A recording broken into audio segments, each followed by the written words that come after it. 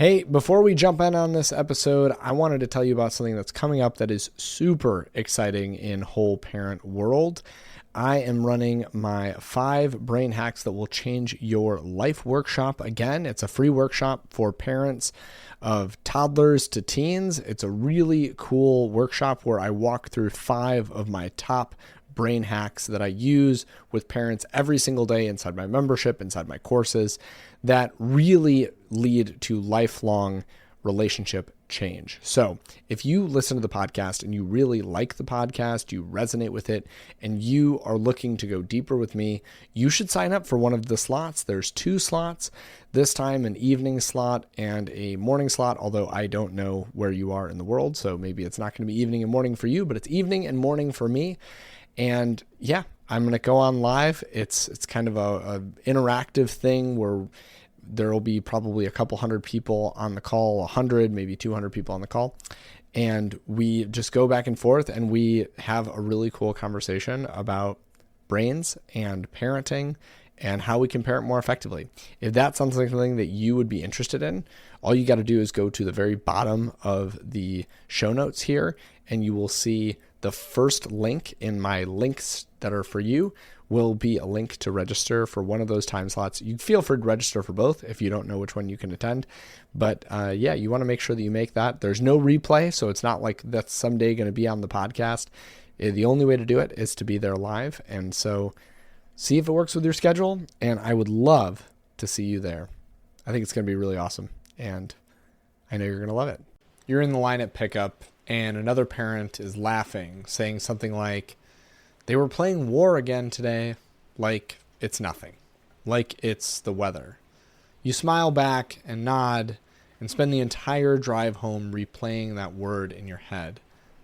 If you're parenting a kid who loves to play bad guys or battle games or Nerf wars or who can't pick up a stick without turning it into a pretend gun, you've probably had that uneasy, panicky thought. Is this normal? Or is this something that I'm supposed to stop, like now? And if you've Googled it, you already know the answers are all over the place. Some people are going to tell you that it's harmless imagination, others warning you that basically you're raising a future menace. In this episode, we're going underneath the behavior to look at what pretend weapon play is actually doing in a child's brain, and when it does cross into something that needs adult intervention, not from a place of fear or shame, but for the sake of clarity. Because most parents aren't reacting to the play itself. They're reacting to the meaning that they're afraid that it carries. We'll break down what's normal, what's on the border, and what to pay attention to, instead of just the toy or the word or the game. And we'll talk honestly about why this topic really hits such a nerve for so many of us. Because it should. A quick note before we start. These all basically don't shut down gunplay at the source. Feel free to say that it's a totally legitimate stance not to allow any gunplay in your family, especially in today's day and age. Maybe you want to discuss guns in an open dialogue instead of letting me tell you what the research on kids playing war or guns says. That's up to you. It's your call as a parent, and I trust you to make the best decision for your family.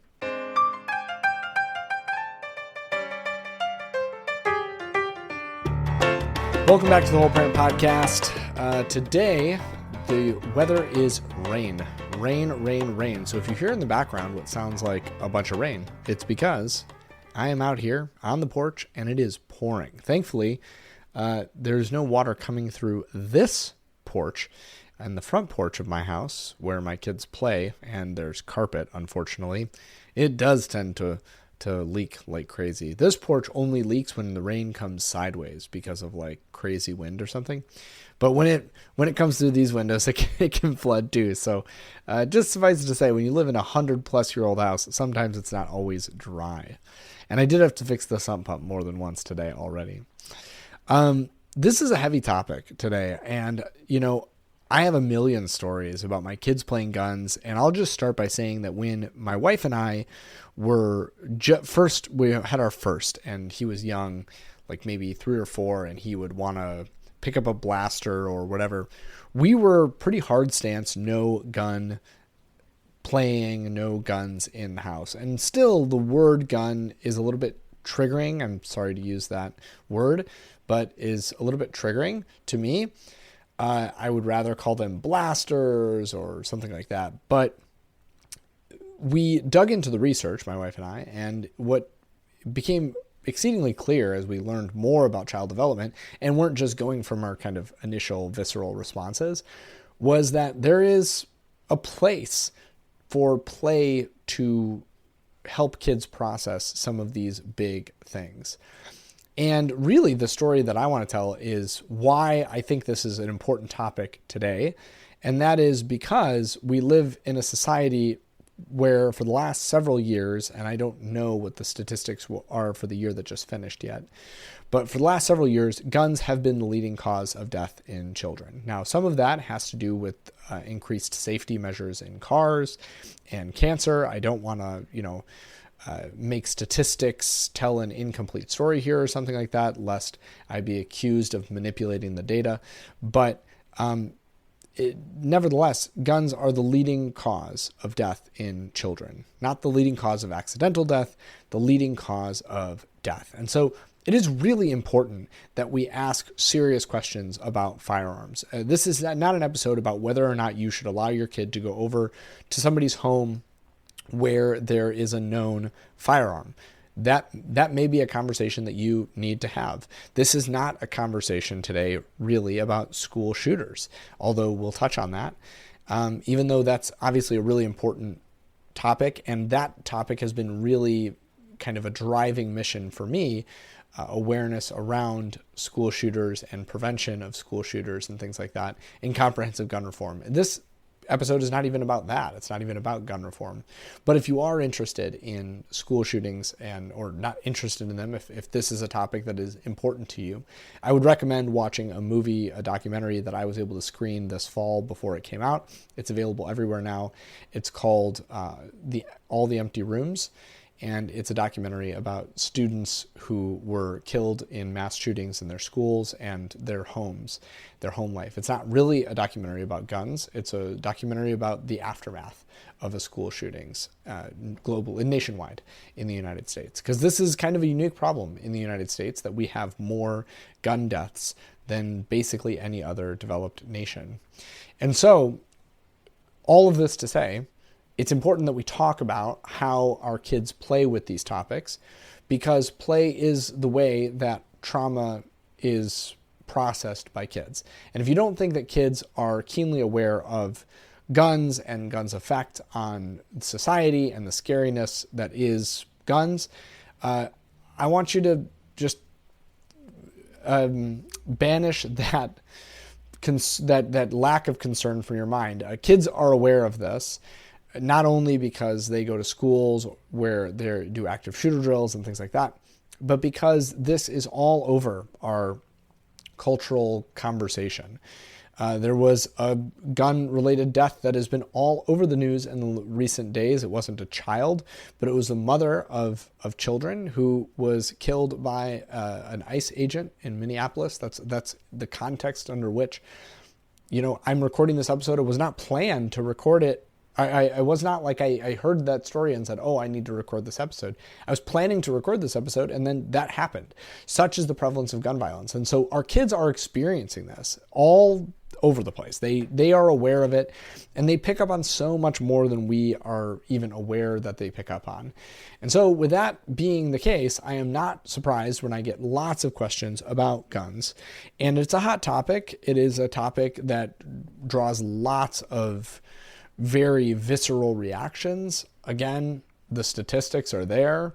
School shootings are far too prevalent. And not only that, obviously, gun-related deaths in children are the number one leading cause of death.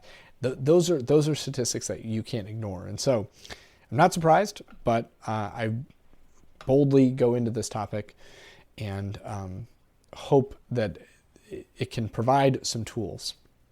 First question comes from Caroline, And she says, I don't know how to ask this without sounding like I'm that mom, but my 5-year-old is obsessed with bad guys and shooting them. He's all about turning Legos into guns, drawing guns, holding sticks like guns, etc. We don't own any actual toy guns or Nerf guns, and we don't watch violent stuff. But every time he plays with his cousin, it turns into, I got you, you're dead.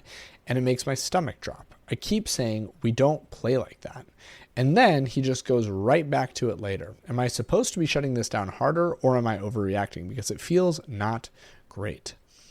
You know, Caroline, I don't think that you need to be shutting this down.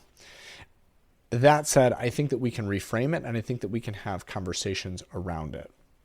If parents do attempt to take the full ban on guns approach, we don't play with guns, we don't talk about guns, we don't,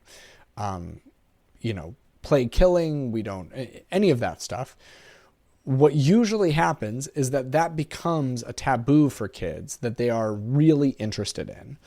And they become obsessed with playing it within contexts where their parents aren't going to find out. Also, we know that play is the way that kids process difficult things. So an example of this, and this is a very extreme example, but if you look at the work of Bruce Perry, who is a very famous child psychiatrist, and he specifically wrote several books about treating traumatized children. I've read more than one of them.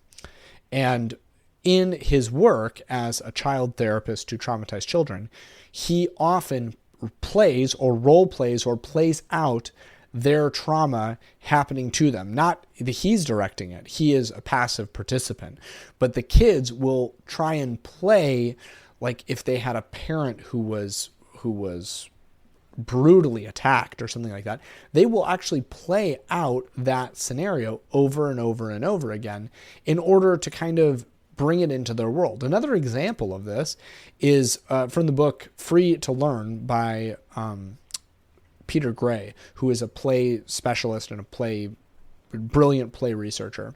And he talked about how children in the ghettos in Poland during World War II, Jewish children, would play like SS officer and Jewish person. Like they would, like, instead of cops and robbers or bad guys and good guys, they would actually play out what was happening to them in real life. And, this horrified their parents. But what Peter Gray points out, what Bruce Perry points out, what all of these brilliant child psychologists and psychiatrists point out, is that this is the way in which children process these big, scary things.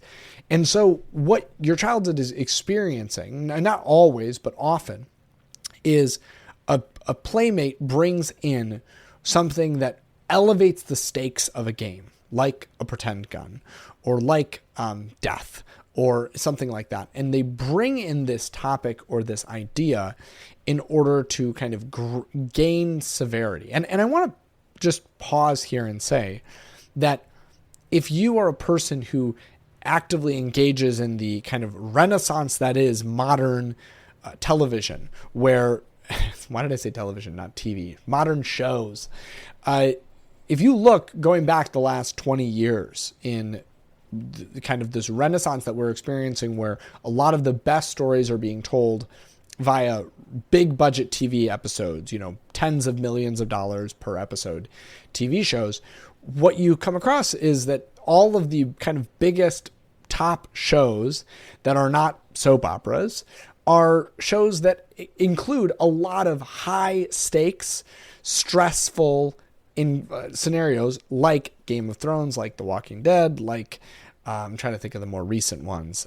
Can you tell I had kids and then I stopped watching TV? Stranger Things. I'm trying to think of others. But a lot of times, like, main protagonist characters in these shows will die or be at risk of death, and you don't know whether they're going to die. And that elevates the stakes of the show, and it makes it more enjoyable for the participants to watch the viewers to watch, because the viewers see all of that stuff happening and it invokes an emotional reaction. And that emotional reaction is what kind of ties them and trauma bonds them in a way to the show. And so this is a lot of what your kid is doing. Like, this cousin is bringing in this idea of guns, and immediately, not only is it an older cousin, it sounds like probably, an older cousin who maybe your child is looking up to, seeing as kind of like a big brother type figure, or big sister type figure. I guess you didn't give me any genders here. I shouldn't assume, but you're bringing this this up, that as or you gave me the gender of your son, but not of the cousin. But when the cousin brings these stakes, your child might be saying, "Oh, okay, well, I'm wanting to connect with them, and so I'm going to go with this." And then it's, same way that it makes your stomach drop, it makes their stomachs drop because the stakes are high. But what they're doing in that moment is that they're actually playing through that scenario. So what I would recommend that you do is, rather than ban the play altogether, I would try and reframe the script of the play. And I'm not a big advocate for intervening in play between kids. I think that as much as we can, we should let kids kind of define their own rules and define their own play, and they're going to be much better off for that. And I want to say, if you choose to just say, I'm going to not ignore, but I'm just going to passively observe this and just let it be, that is not a horrible thing. Like, if you choose to not do anything in this case and just go, okay, John said that it's okay. Yeah, I'm saying it's okay if that's your choice. That said, if you want something to do, I would reframe, rather than reframing we're not going to play with guns or whatever, reframe the level of the stake. So say something like, okay, I'm noticing that you want to, play a big game, a powerful game. You want to like bad guys and good guys. I see that. I see that you're trying to play that. I don't like the killing play stuff. That makes me feel yucky. I don't like how that feels. But we could play rescue, or we could play capture, or we could play protection, or we could, and then you then free them up to say, you guys get to go and figure out the rules of this. It keeps that kind of arousal state that they're trying to go for, and the power, which is what their brain is seeking in this moment. They're trying to process this by gaining agency over it, while you get to direct the narrative to be a little bit more socially confined, and it's a little bit more regulated by you, and so that it doesn't escalate into like total chaos, and you feel like they're not getting desensitized to it. There isn't a lot of evidence that kids who play in this way get desensitized to violence. In fact, if anything, they're less likely to commit violence. But it's still, if it makes you deeply uncomfortable, then I would say just intervene in a way of saying, hey, how about we're on the same team, and with the bad guys are imaginary instead of you're the bad guy or you're the bad guy. Like, you can reframe a lot of this while still giving them that agency and that power. The other thing that you can do is just reframe the words. So you can just say, yeah, instead of playing guns, let's play blasters, right? It just kind of can take the edge off it. But again, if your kid is playing guns because they need space to think about these things that they're hearing, probably hearing at school, probably hearing out in the world, probably hearing when you don't even realize it, when you're listening to a podcast or something like this, right? They're hearing about this stuff, and they may just say, oh, okay, well, I'm, internalizing some of that, and I'm looking for an outlet for that. And I'm looking for that kind of, yes, that arousal state that comes from, and remember, arousal here is just the activation of one's stress response, not arousal in the way that we usually use that with adults, but this an activated amygdala, basically, like an activated stress response. If they're looking for that, and they're looking for that agency and that power over it, then you have to kind of let them do that, or not. You don't have to let them do that, but it can often be helpful for them to do that rather than just kind of shutting it down. So that's what I would offer to you. The brain hack here is to reframe the narrative, or that you're finding troubling, rather than reframing all of the context, because if you just ban the context, they're just gonna find outlets for that context, and then you're not gonna have any say in it, right? Like, you want to maintain some semblance of oversight, then they can't think that they're never allowed to play it in front of you because you're just gonna shut it down. So yeah, that's how I would respond to that. And let me take a quick break.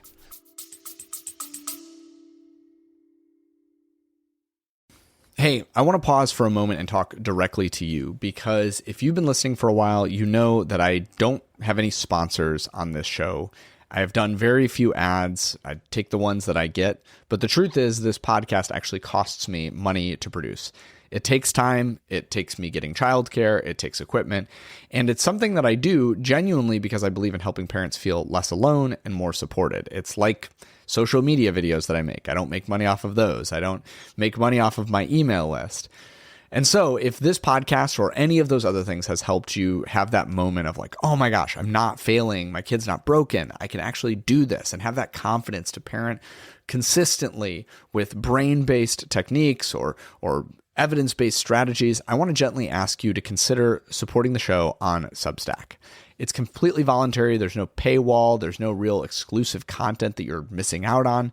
It's just a way to go in and make the podcast sustainable. Think of it like tossing a few dollars in a hat for work that matters to you, for conversations that you want to keep alive in the world. If you're the type of person who puts $1 or $2 in a tip jar of a barista that you really like, if you're the type of person who throws $5 in the case of somebody busking that's playing music in the subway, this is that. Except you're doing it online on Substack for a podcast that I try and put out basically 5 days a week, which is a huge undertaking. Every single one of you who chooses to contribute actually makes it possible for me to keep doing this work week after week, episode after episode. So if that's something you want to do, the link is in the show notes. Again, it's on Substack. And truly, I want to thank you just for giving me the time and attention to even consider this. It is the reason that I am able to keep doing this. All of the money that goes into the podcast basically just gets put back into producing the podcast. I do this because I love it and I want to get back to doing that. And so that's the end of my little pitch. Please, please, please consider it. I love doing this work. I love making these episodes, and I want to get back to doing that right now. And then we will go on to number 2.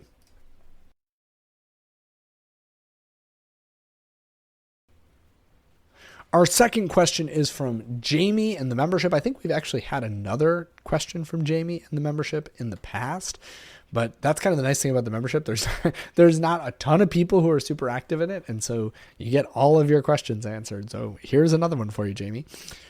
She says, my 7-year-old and his friends are always doing war games whenever they hang out. Nerf, fake battles, teams, arguing about who cheated, capturing the other team, putting them in jail. His friends' parents seem to think it's totally fine, but it's pretty intense from my perspective.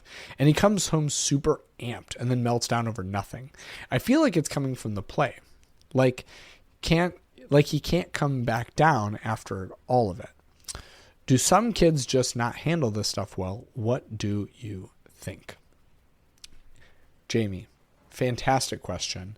And as you already know from my initial reaction and response to you in group coaching, my son is in basically the exact same scenario where he's now 9. He was once 7 though, right? That's how ages work.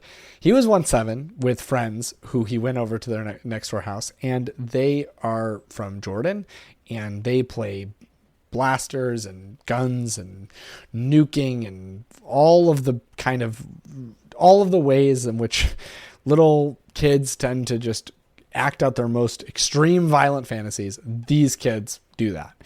And he definitely gets the majority of his play like that from those kids. And so it is totally normal to feel the way that you feel, which is like, wait, hang on. This is pretty extreme. Like, can we take this down a notch? Especially when it doesn't feel like it's coming, like originating from your own child. Like there's a big difference, and this is what we'll talk about in the next question. There's a big difference when it feels like it's coming from your child and makes you uncomfortable versus when it feels like maybe your child's uncomfortable. And this is a conversation that I think you should be having with your son when he comes home. I think this is important to have this conversation later, after the fact, not in the moment, but after the fact, a couple hours later. Hey, what did you play over there? Like, tell me about that. Tell me how it makes you feel afterwards. That's all really important. But I do think it's also important for you to know, and for all parents to know, that kids come back home having experienced some degree of restraint and then experience some degree of restraint collapse, no matter what environment they're in, whether they're playing at a friend's house where maybe there was less restraint, or when they were at school and there's more restraint. And so it may be that what you're experiencing has nothing to do with this type of play. It may be that it just is restraint collapse, that he's in these kind of high intensity situations with his friends who may be getting more and more aggravated at one another about fairness. And by the way, and this is kind of a side note, but since we're talking about play today, I think you should never interrupt kids who are arguing about the rules. I've changed my song about this in my own life. Very recently, I've read a bunch on how kids learn and develop, and especially a book that I've already referenced, Free to Learn. And one of the key things that play researchers say is that in arguing about fairness in the rules, which is a very common piece of play for kids, in that arguing about fairness in the rules, they're actually building social skills for debate and collaboration and cooperation. And the beautiful thing about play is anybody can just stop playing whenever they want, or at least I hope they can. And if they can, that means that you kind of have to work out how fairness is, right?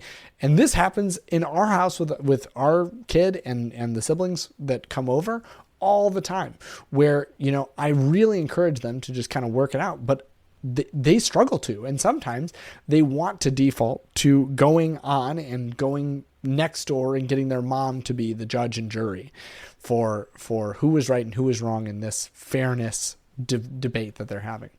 But if you don't have to get involved with that, it's best that you don't, because it's actually more important that they learn not how to play blasters and cops and robbers and all that other stuff.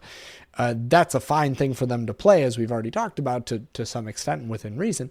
But it's actually more important that they argue about the rules and that they learn how to collaborate and cooperate than it is that they learn, have fun playing this game. And by the way, arguing and fairness and stuff, it doesn't mean it look fun in the moment, but it actually is really rewarding neurologically to kids. It brings that high arousal state. So again, as we were saying, he might just be experiencing some degree of restraint collapse. So totally aside from the guns, he might just be like, I kind of have to hold it all together with my friends, even though it doesn't look like I'm holding it together. I am. And then I get home and I'm just like freaking out. And so if that's the case, use one of the numerous copious brain hacks that are in the emotional regulation game guide. Again, linked below. If you want the free 5 games, you can get those. Or you can buy the full game guide, which is 25 games. And specifically, the ones that I would be using in this case with especially high arousal based play. Because I should have said that first. So I would use one of those games, whether or not it is just restraint collapse that they're experiencing, or whether it is needing to downshift, having a mandatory downshift from high arousal play. Either way, I would be leveraging those games. And specifically, I would be leveraging games that activate proprioceptive input. And if my kid was ADHD, maybe I also would do a vestibular input one, but certainly I would be playing a proprioceptive input game. And I think there's one maybe in the 5. I tried to give a diversity of games in the 5 so that you could have like one that activates each one of the systems. But if you have the full game guide, I would just cycle through proprioceptive input games, because stuff like heavy work, like pushing against a wall or lifting a heavy laundry basket or something like that, or even like a tight hug, like deep pressure can have like a proprioceptive input, especially if they kind of like struggle against it a little bit. I think that's actually the one that's in the top 5 games is the boa constrictor one. It might not be, but I think the boa constrictor is the one that's in that one that's proprioceptive. But whatever the game is that you're playing, it's those proprioceptive games that are going to help them do the downshift, where you don't have to deal with like the huge, like oversized emotional regulation reaction, lack of emotional regulation reaction. It helps. Basically what their brain needs to do is it needs to complete the stress cycle. So high arousal play, as we've already determined in the first question and here, one of the reasons why kids play with these high stakes games and they argue about fairness and everything else. High arousal play activates the front half of the stress cycle. So the amygdala fires, their sympathetic nervous system comes online, and their body is flooded with cortisol and epinephrine, which is adrenaline, right? And what happens is that they can get stuck in that as the play continues to spiral. They can get stuck in that, pushing it further and further. Now, that's not a bad thing. It's not a bad thing for your kid to go through the sympathetic nervous stress cycle. The problem is sometimes kids have a hard time coming out of that, activating what's called the parasympathetic, the other half of that circle, the parasympathetic nervous cycle, which releases all of the hormones related to suppressing adrenaline and cortisol and things like that. So what can you do?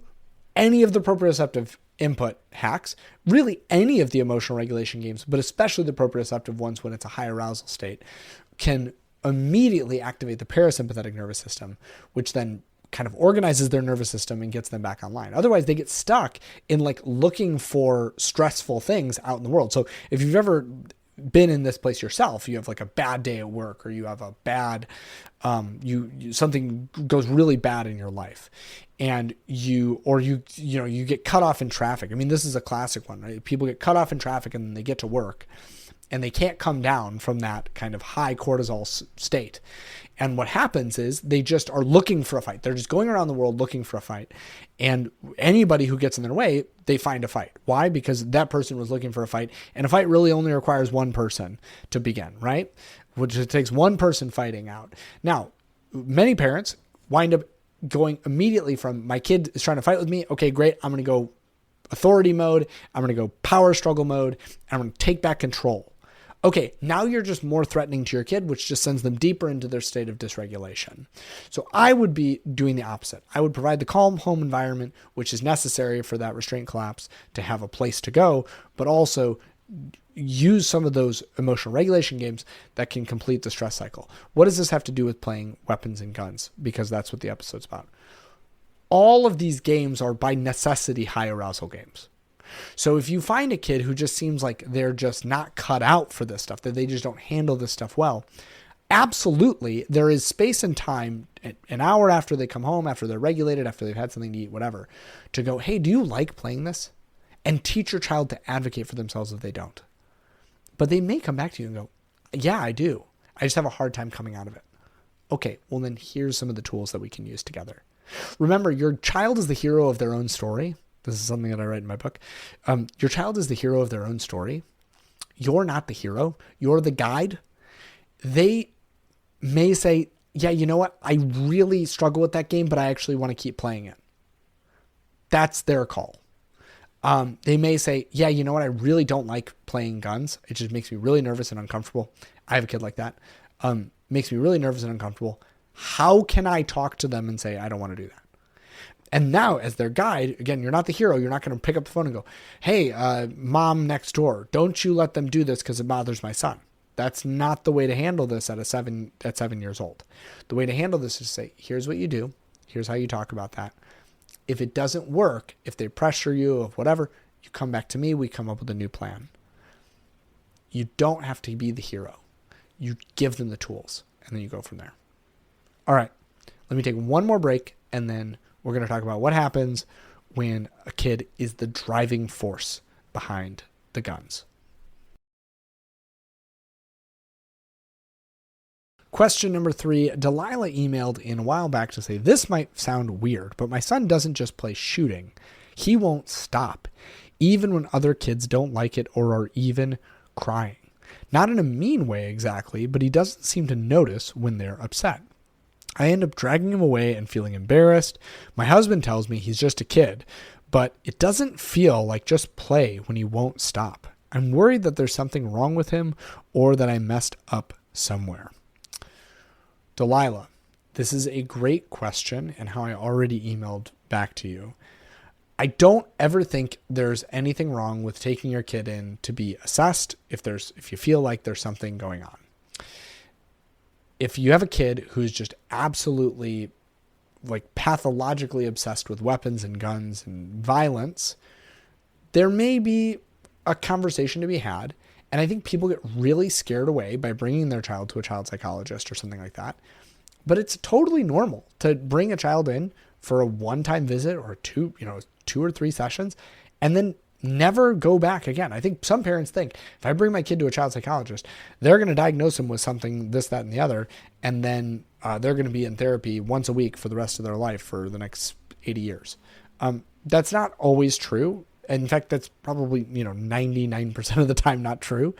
And if you don't like the opinion that you get from one, you get a second opinion. That's a beauty of the system that we have. I don't always love the system that we have. One of the nice things about it is that you can always get a second opinion. There's always somebody else who is willing to see whatever medical thing or psychological thing you have going on, and you can adjust. I don't think it's horrible if it's keeping you up at night and you're feeling like, man, I feel like there's something wrong with my kid.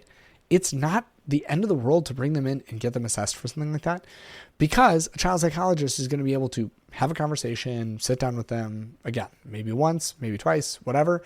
And they'll be able to put your mind at ease or tell you whether there is something going on that you may not know about. I trust parents' guts when it comes to kids. I trust your gut. Now, your gut is also oversensitive. Everybody's gut is oversensitive where it pertains to their kid. We are always worried that that thing that's going on is actually something deeper. But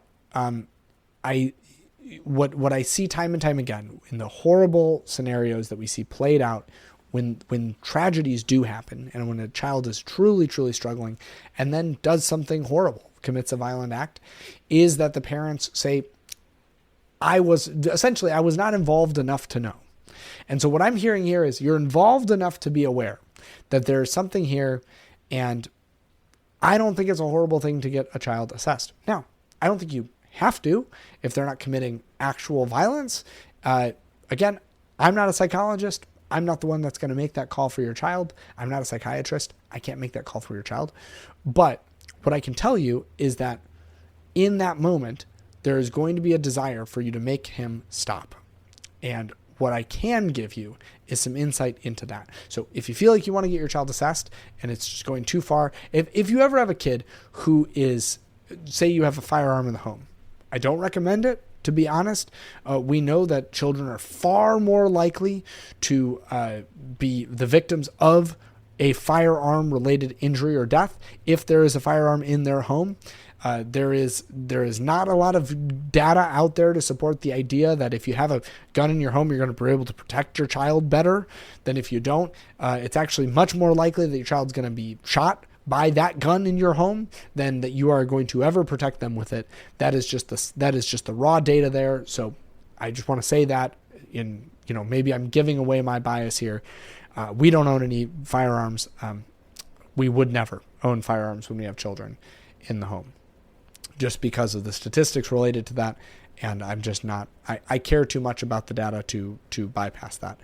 Now, that said, if you are a person who has firearms in the home, or maybe in a home that your child has frequents, and they become obsessively interested in that firearm or want to hold that firearm beyond just, general curiosity, but want to, constantly be in contact with it or play in the same room as it or things like that. At that point, I would say that's a different type of escalation. And maybe at that point, I would be seeking out help to either assess what's going on here. I'm just unclear. And again, that's never a shameful thing to do that. It's always better to be safe than not safe. And this is a place where it's okay. Your child's not going to be traumatized forever because you took him to a therapist. My parents took me to grief counseling and things like that when we had significant losses in our family. And I totally honestly do not even remember it. My parents told me about it, later in life. Oh yeah, we did this. I don't even remember it. So I don't think it's like your child would even necessarily remember per se. But anyway, I think as far as managing the behavior, I think that's a separate conversation. So assuming that we don't think that it is something deeper, there's something, quote, wrong with your child, maybe you got assessed, maybe you didn't, you just decided there's not, whatever. I would really go for something like improvisational play, or what we call empathy mapping in the moment, rather than resorting to what I'm guessing feels like the right move here, which is some form of punishment or consequence. So next time you see your child doing this, resist the urge to intervene and say, they don't like that. You stop it right now or we're going to go home from the park. I'm going to end this play date if you don't stop playing guns right now. All of those things feel punitive, which are, by the way, arousing to the stress response of the nervous system, which, as we've determined in the whole episode, is the reason why kids tend to play blasters and guns, is because it creates high arousal play, or at least semi-high arousal play. Okay, you want to give them more stakes? Just punish them and threaten them. That's its own form of arousal that just gets mapped on in their brain into that experience. And now you've created kind of a self-fulfilling prophecy here. Instead, I would be looking for some form, like I said, of empathy mapping to say, hey, I see that you're having fun, but their face is telling me that they're scared. Fun is about everybody's body saying yes. And that is not only teaching in that moment empathy and perspective taking, it's also teaching consent, which is another big topic that we have not talked a huge amount about on the podcast, but something that's worthy to have a conversation about. We don't teach consent when a child is in their teenage years and they are beginning to be involved romantically. We teach consent from 2 years old on. They didn't want to be hit. That's called consent, right? They didn't like that when you did that. Perspective taking is the first lesson. Empathy is the second lesson in consent. And so instead of approaching this punitively, which seeks to deter the bad behavior by making it undesirable, by presenting them with a consequence or a threat, you're instead going to say, hey, here's what I'm seeing. You're going to narrate descriptively and then teach them how to practice repair. What could we do right now to help their body feel safe again? Now you're presenting your child with this idea that there is something that they can do. It builds the missing skill that you're experiencing here, which is the perspective taking to not know when he's playing guns and somebody else doesn't want him to play in that way, or to be able to even know that that's the type of thing that another person may not want to play. And remember, you didn't say how old your child is, but it's important to remember that perspective taking comes at different ages for different kids. Empathy comes at different ages for different kids. We can do a lot in being empathetic towards our kids to try and train them to be more empathetic towards others. But this is a difficult skill because it requires theory of mind at a level that toddlers and younger kids, even in some cases 4-year-olds, can struggle with. And so certainly perspective taking at 5 is much more challenging than perspective taking at 8 or 9. And so you are teaching them in this moment. You're teaching them a different skill, not just that guns are dangerous or that we don't scare people, but also just that not everybody wants to play the same way that we do. And again, this is lesson 1 on consent. And then you're immediately pivoting to reconciliation rather than retribution. So instead of saying, I am going to do X, Y, and Z if you don't stop, we're going to say, what can we do to make them feel better? Why I said improvisational playing here is that there may be space here. And I actually had a theology and ethics professor give this exact example when I was in seminary, randomly.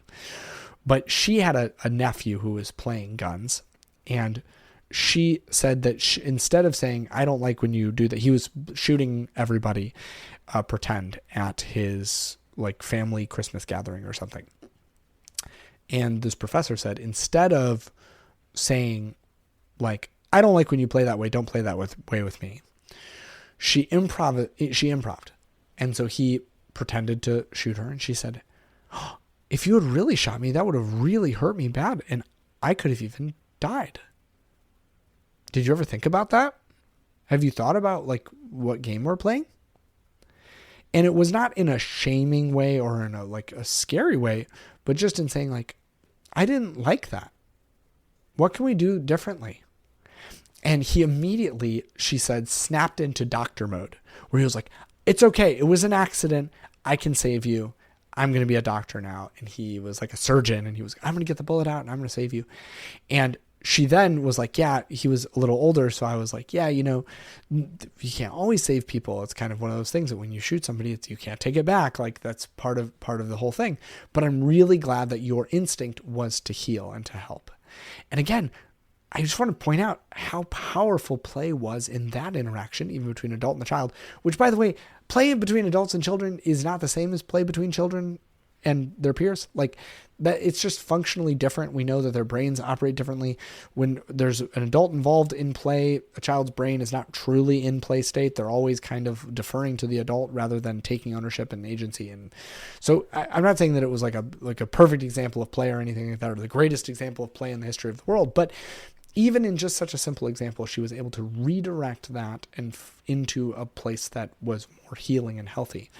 And so I basically am asking you, Delilah, to do the same thing, to say, okay, how can we take this situation, be a little bit more reflective, be a little bit more vigilant, be a little bit more perspective oriented to see how everybody's playing this. You can also do this after the fact. Hey, when you were playing blasters with that kid at the park, did you see how their face was?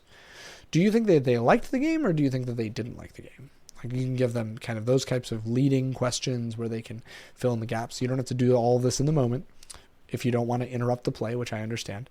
But you can interrupt the play, or you can, in the moment or after the fact, assess. And then you can talk about what we can do next time, or what we can do now to repair. And this is the big piece of this, is that in these high arousal play states, your kids are going to do things that probably push the play to a level that's not great.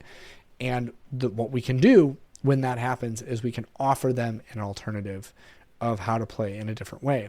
This is something that I do with my own kids, where we look for ways to repair, or we look for ways to reconcile, rather than ways to act out our retribution on one another.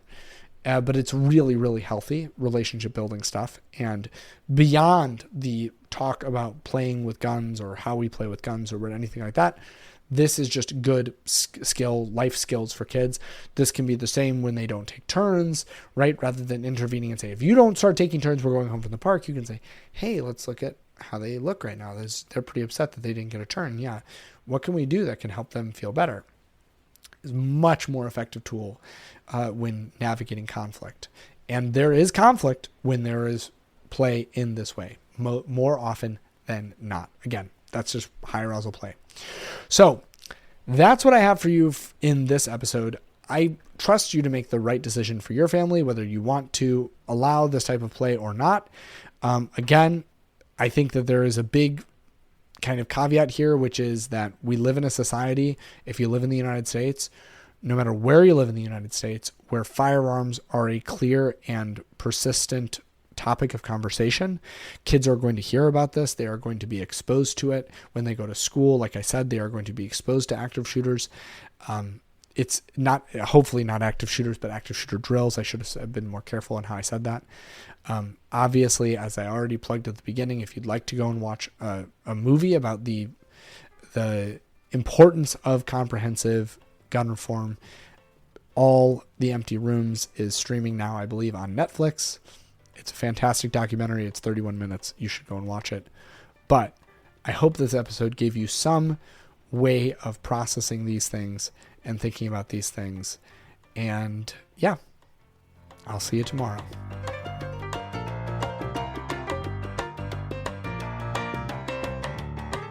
Thank you for your time listening to the Whole Parent Podcast today. I hope you got something out of it. I have a couple quick favors to ask of you as we end the episode. The first one is to jump over on whatever podcast platform that you are listening to right now and rate this show 5 stars. You'll notice there are a lot of 5-star ratings on this show, whether that's on Spotify or Apple Music or Apple Podcasts. We have a ton of 5-star ratings, and it helps our podcast get out to more people than almost any other parenting podcast out there. And so it's a really quick thing that you can do if you have 15 or 20 seconds. And if you have an additional 30 seconds, I'd love to read a review from you. I read all the reviews that come through. If you particularly like one part of the podcast, or you like when I talk about something or whatever, imagine that you're writing that review directly to me. The second thing that you can do is go and send this episode to somebody in your life who you think could use it.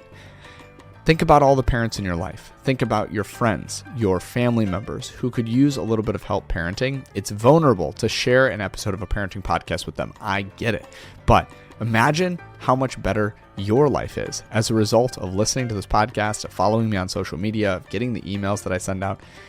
You can share that with someone else too. And so I encourage you, just go over, shoot them a quick text, share this episode with them, or share another episode that you feel like is particularly relevant to them.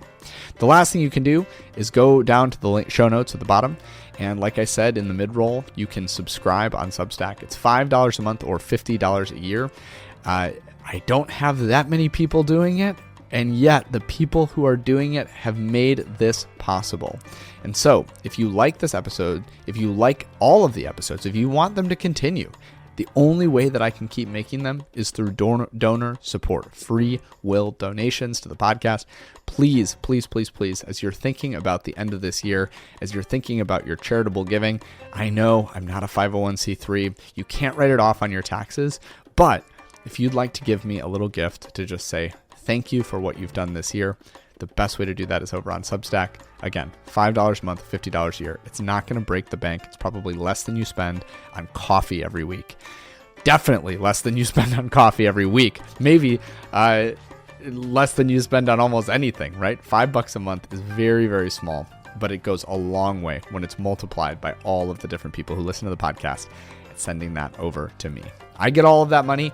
It's just my way of being able to produce the podcast, spend money on equipment, spend money on subscription fees, hosting fees for the podcast, all of that stuff, email server fees, all that. So if you're willing to do that, I would love it. Thank you so much for listening to this episode, and I'll see you next time.